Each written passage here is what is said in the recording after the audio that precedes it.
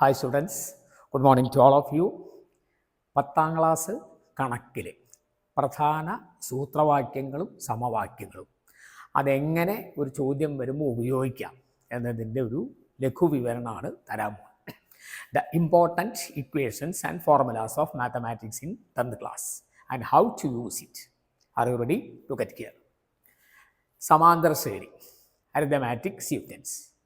ആദ്യത്തെ ഫോർമുല എന്ത് ടേം, സമാന്തര ശ്രേണിയുടെ എന്നാം പദം xn equal to A plus, better you write F plus, that's better, first term, otherwise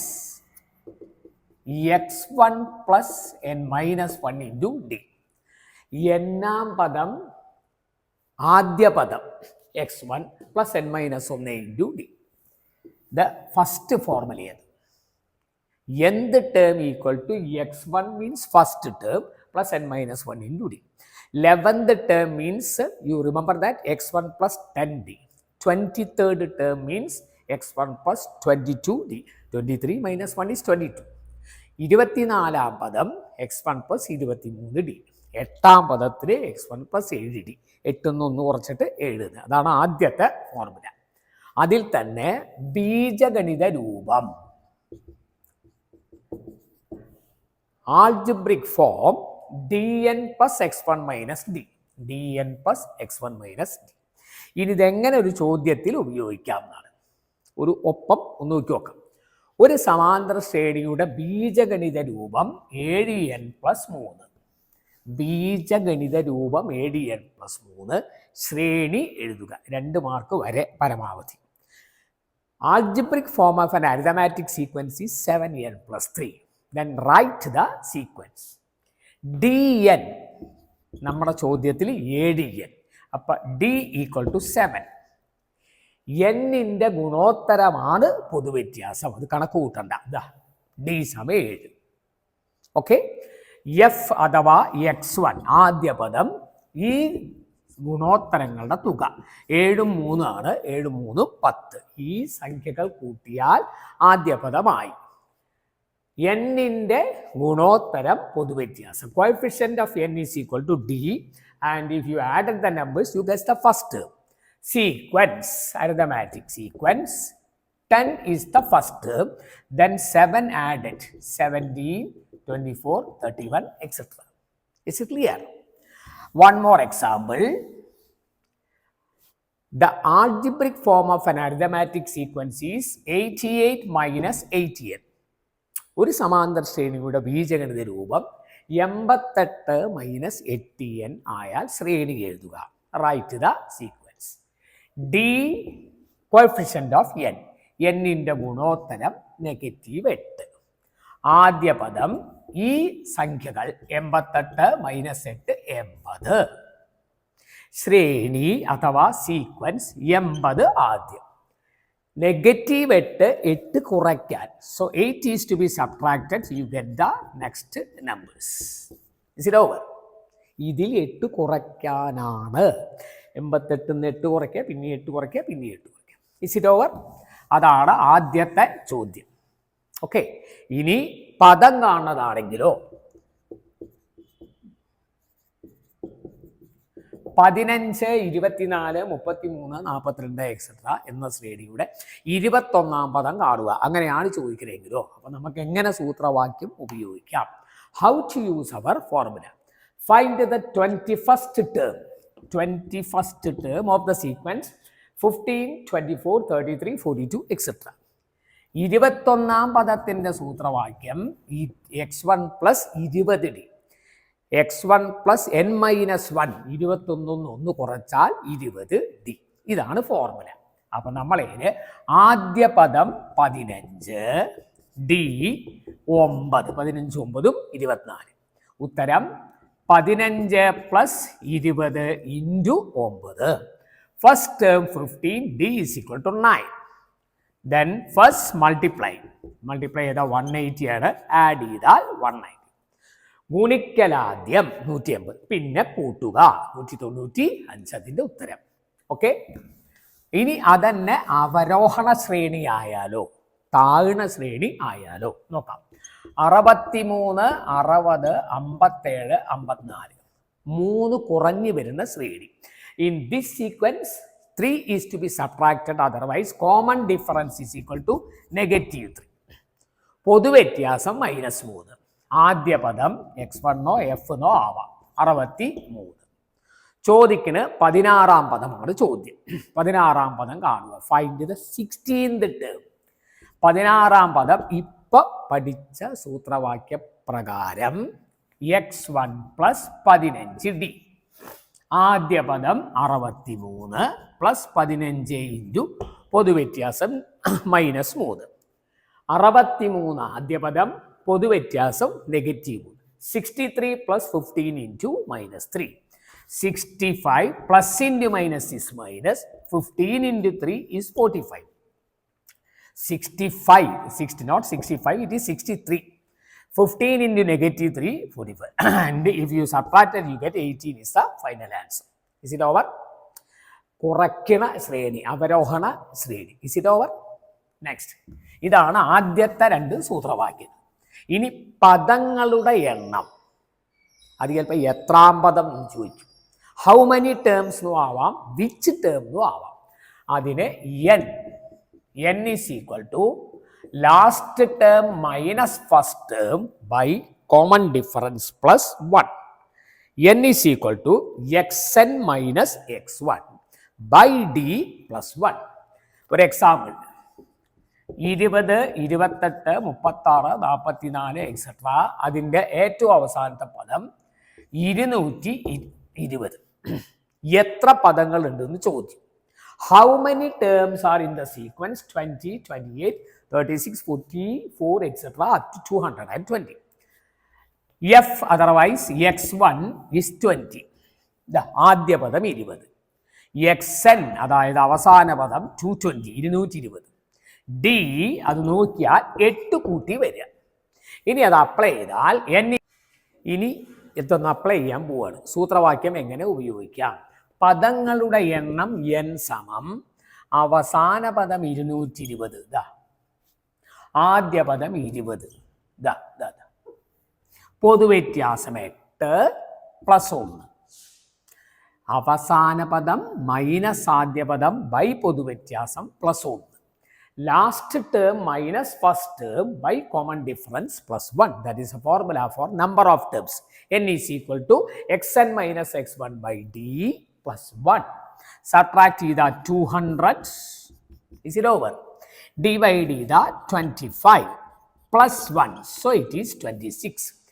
കുറച്ചാൽ 200, 8 കൊണ്ട് ഹരിച്ചാൽ 25 പ്ലസ് 1 എന്ന് പറയുമ്പോൾ 26 പദങ്ങളുണ്ട്. ഹൗ മെനി ടേംസ് എന്നാണ് ചോദ്യം. 26 പദങ്ങളുണ്ട്. ഇനി പദങ്ങളുടെ എണ്ണം എന്നുള്ളതിന് എത്രാം പദം എന്ന് ചോദിച്ചാലും അതേ ഫോർമുല തന്നെയാണ്. Which term of the sequence? Which term of the sequence 15, 22, 29, 36 etcetera is 120? That's A question. 15, 22, 29, 36 etcetera എന്ന ശ്രേണിയുടെ എത്രാം പദമാണ് 120? അതും അതന്നെയാണ്. ആദ്യ പദം 15, first term equal to 15, last term 120, അവസാന പദം 120, ഡി 7 കൂട്ടുക. ഇനി n സമം xn minus x1 by d plus 1. നമ്മുടെ ചോദ്യത്തിൽ അവസാന പദം 120, ആദ്യ പദം 15, പൊതുവ്യത്യാസം 7 പ്ലസ് 1. ഇത് 120. First term 50, common difference 7 plus 1. Now subtract to get 105. കുറച്ചിട്ട 105 by 7 plus 1. ഇത് ഹരിച്ചാൽ 15 plus 1 and your answer is 16. 16th term ഹരിച്ചാൽ 15 plus 1 മറക്കരുത് കേട്ടോ. 16-ാം പദം വിച്ച് ടേം എന്നാ ചോദിച്ചു. 16-ാം പദമാണ്. 16th term is 120. That's your answer. അപ്പം n ഉള്ളത് എങ്ങനെ ഉപയോഗിക്കാം? ഹൗ മെനി ടേംസ് എന്ന് പറഞ്ഞാൽ n ആണ്, വിച്ച് ടേം എന്ന് പറഞ്ഞാലും n ആണ്. എത്ര പദങ്ങളുണ്ട് എന്ന് ശ്രേണിയിൽ ചോദിച്ചാൽ n സമന്നാണ്. എത്രാം പദം എന്ന് ചോദിച്ചാലും n സമന്നാണ്. ഇനി വരാൻ പോകുന്നത് മധ്യപദത്തിന് ഒരു സൂത്രവാക്യം ഉണ്ടായിരുന്നു. മധ്യപദം സമം തുക ബൈ എണ്ണം. Middle term equal to sum divided by number. മധ്യപദം സമം തുക ബൈ എണ്ണം. ഒരു ഉദാഹരണത്തിന് ഒരു സമാന്തര ശ്രേണിയുടെ ആദ്യത്തെ 15 പദങ്ങളുടെ തുക 300. സമാന്തര ശ്രേണിയുടെ ആദ്യത്തെ 15 പദങ്ങളുടെ തുക 300 അങ്ങനെ തന്നിട്ടുണ്ട്. The sum of first 15 terms is given as 300. Find the 8th term. 8th എന്ന് പറയണത് മധ്യപദവും മിഡിലാണ്. 8ാം പദം കാണുക എന്നാണ് ചോദ്യം. 8ാം പദം 15 പദങ്ങളുടെ നേരെ നടുക്കാണ് വരിക. മധ്യപദം എന്ന് പറഞ്ഞാൽ തുക ബൈ എണ്ണം. അപ്പം നിങ്ങൾ എഴുതുമ്പോൾ 8ാം പദം സമം മധ്യപദം. 8th term equal to middle term. Middle term equal to sum by number. So, the 8th term, 8ാം പദം 300 തുക എണ്ണം 15. അപ്പം 8ാം പദം 20 എന്ന് കിട്ടിയിട്ടുണ്ടാവും. ഓക്കെ, മധ്യപദം സമം തുക ബൈ എണ്ണം. അതാണ് ആ ഫോർമുല. നേരെ നടുക്കുള്ള പദമാണ് സാധാരണ പദവി ചോദിക്കുന്നുണ്ടാവുക. വേറെ തരത്തിൽ പറഞ്ഞാൽ ഒരു പഞ്ചഭുജത്തിൻ്റെ കോണുകൾ സമാന്തര ശ്രേണിയിലാണ്. പൊതുവ്യത്യാസം 10 ഡിഗ്രിയും തന്നിട്ടുണ്ട്. പൊതുവ്യത്യാസം 10 degree. The angles of a pentagon is in arithmetic sequence and the common difference is 10 degree. What are the angles? പഞ്ചഭുജം എന്നുള്ളത് 8ാം ക്ലാസ്സിൽ പഠിക്കാറുണ്ട്. പഞ്ചഭുജത്തിൻ്റെ കോണുകളുടെ തുക 540 എന്ന് പഠിക്കാറുണ്ട്. 5 കോണുകളാണ് അതിന്. There are 5 angles in a pentagon. So, sum of angles is given as 540. Total 5 angles. മധ്യത്തിലെ കോൺ നേരെ നടുക്കുന്ന മൂന്നാമത്തെ കോണ. 1, 2, 3, 4, 5 മൂന്നാമത്തെ കോണ. അത് മധ്യത്തിലെ കോൺ 540 by 5 105. Third angle, that is the middle angle, that is sum by number. 540 divided by 5 is 105. And it is given the common difference is 10. പൊതുവ്യത്യാസം 10. 105 10 കൂട്ടിയ 115 പിന്നെ 125. മൂന്നാമത്തെ cone 105. 10 പൊതുവ്യത്യാസം എങ്കിൽ അടുത്തത് 115, അടുത്തത് 125. ഇനി നേരെ കിഴുപ്പട്ടത്. മൂന്നാമത്തെ ആകുമ്പോൾ രണ്ടും ഒന്നും വേണ്ടേ. 10 കുറച്ചാൽ 95 പിന്നെ 85. അങ്ങനെ ചോദിക്കാം വേണമെങ്കിൽ. മധ്യപദം സമം തുക ബൈ എണ്ണം എന്നാണ് പറഞ്ഞത്. കുറച്ചുകൂടെ നന്നായി ചോദിച്ചാൽ ഒരു മട്ടത്രികോണത്തിന്റെ കോണുകൾ സമാന്തര ശ്രേണിയിലാണ്. The angles of a right triangle are in arithmetic sequence. What are the angles? അങ്ങനെയാണ് തന്നിരിക്കുന്നത്. ഏതെല്ലാമാണ് ആ കോണുകൾ? മട്ടത്രികോണം എന്ന് പറഞ്ഞാൽ തന്നെ ഒരു കോണ് 90 ഡിഗ്രിയാണ്. മാത്രമല്ല അത് അതിൻ്റെ വലിയ കോണുമാണ്. ഈ 90 എന്ന് പറയുന്നത് മട്ടത്രികോണത്തിലെ മട്ടകോൺ, വലിയ കോണ്. സമാന്തര ശ്രേണിയിൽ എന്ന് പറഞ്ഞിട്ടുണ്ട്. മധ്യപദം സമം തുക ബൈ എണ്ണം. Middle term equal to sum by number. കോണുകളുടെ അളവുകളുടെ തുക 180 ഇറ്റ്സ് എ ട്രയാങ്കിൾ. ത്രികോണത്തിന്റെ കോണുകളുടെ തുക 180. 3 കോണുകളാണ് ആകെ. അപ്പോൾ എത്ര കിട്ടുക? നടുക്കുള്ള കോണ് 60. അതായത് ഇവിടെ 60. 60 30 കഴിഞ്ഞാൽ മൂന്നാമത്തെ കോണ് ഓട്ടോമാറ്റിക്കായിട്ടും എത്രയായി? 30. 30 60 90 ത്രികോണല്ലേ അത്. പൊതുവ്യത്യാസം 30 വലിയ കോണ് ഏതായാലും 90. നടുക്കുള്ള കോണ് 60. ഒരു 30 കൂടി കുറച്ചാൽ മൂന്നാമത്തെ ആയില്ലേ. Now the angles are 90, 60 and 30. അങ്ങനെയും ചോദിക്കാം.